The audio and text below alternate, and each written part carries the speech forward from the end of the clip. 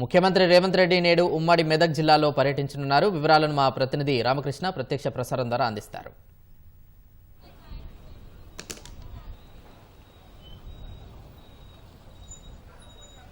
ప్రశాంత్, ఉమ్మడి మెదక్ జిల్లా వ్యాప్తంగా ఈ రాజకీయత మొత్తంగా ఈ ప్రాధాన్యత అయితే సంతరించుకుంది. ఈరోజు మొత్తంగా ఈ క్రిస్మస్ వేడుకల నేపథ్యంలో డిసెంబర్ 25 సంతరించుకున్న నేపథ్యంలోనే ఉమ్మడి మెదక్ జిల్లా వ్యాప్తంగా ఓ పక్క పండగ వాతావరణం నెలకొనగా, మరోవైపు సీఎం రేవంత్ రెడ్డి ఏడుపాయల వనమాత దేవదుర్గాన్ని మొదటగా దర్శించుకొని ఉన్నారు. అనంతరం అక్కడి నుంచి ప్రపంచంలోనే అతిపెద్ద రెండవ చర్చ్ అయినటువంటి క్యాథడ్రల్ చర్చిలో ప్రత్యేక పూజలు నిర్వహించనున్నారు. అయితే మరికొద్దిసేపట్లో దాదాపు 11 గంటల సమయంలో కొల్చారం ప్రాంతంలో ఏర్పాటు చేసినటువంటి హెలీప్యాడ్ వద్ద ఆయన అక్కడ హెలికాప్టర్ ద్వారా హైదరాబాద్ నుంచి అయితే ఇక్కడికి చేరుకుంటారు.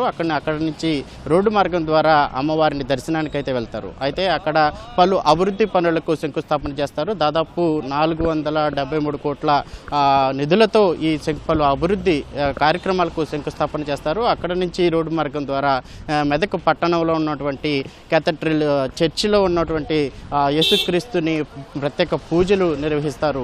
అనంతరం 1 గంటల సమయంలో అక్కడి నుంచి బయలుదేరతారు. మరోపక్క ఈ మెదక్ జిల్లాలో ఉన్నటువంటి నర్సాపూర్ ప్రాంతంలోని కృషి విజ్ఞాన కేంద్రంలో ఉపరాష్ట్రపతి జగదీప్ ధన్ఖడ్ విజయనున్నారు. అయితే అక్కడ ఇప్పటికే ప్రకృతి సిద్ధమైన సహజ సిద్ధమైన ఈ పంటలు పండిస్తున్నటువంటి రైతులతో దాదాపు 500 మంది రైతులతో ప్రత్యేక ముఖాముఖి ఏర్పాటు చేయనున్నారు. అయితే దానికి ప్రోటోకాల్ ప్రకారం గవర్నర్ జిష్ణుదేవ్ వర్మ కూడా ఇక్కడికి రానున్నారు. అయితే మొత్తంగా ఈ రాజకీయ ప్రముఖులు మెదక్ జిల్లాలో పర్యటన సందర్భంగా పోలీసులు కూడా భారీ ఎత్తున దాదాపు నిన్నటి నుంచి కూడా 2000 మంది ఈ మొత్తం పరిసర ప్రాంతాల్లో పహారా కాస్తున్నారు. ఎటువంటి అవాంఛనీయ ఘటనలు జరగకుండా జాగ్రత్తలు అయితే తీసుకుంటూ ఉన్నారు. అయితే మధ్యాహ్నం 2 గంటల సమయంలో బీఆర్ఎస్ ఎమ్మెల్యే కవిత కూడా ఈ మెదక్ క్యాథలిక్ చర్చిలో ప్రత్యేక పూజలు నిర్వహించనున్నారు. మరోపక్క సిద్దిపేటలో ఎమ్మెల్యే హరీష్ రావు గారు కూడా ఈ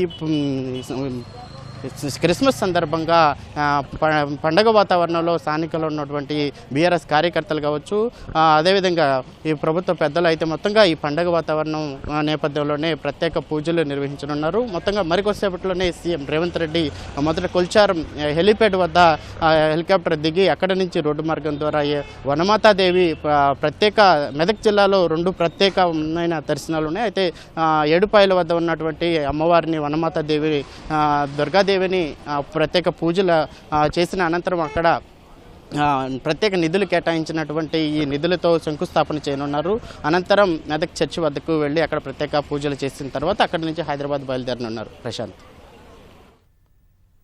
ధన్యవాదాలు రామకృష్ణ.